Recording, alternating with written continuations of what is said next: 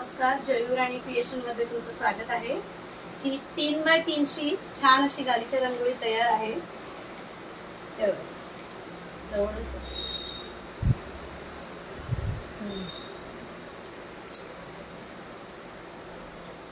त्याच्यानंतर असे लटकनचे कमळ आहेत, हे सुद्धा तुम्ही अशा प्रकारे लावू शकता। गणपती वगैरे डेकोरेशन किंवा नॉर्मल कुठल्याही प्रोग्रामसाठी तुम्ही मोतीचं वरती असं लटकन आणि छान असं तुम्ही वॉलला लावू शकता कुठेही, किंवा तुम्ही नॉर्मल असे ठेवू सुद्धा शकता। हे असे कॉर्नर पीस आहे,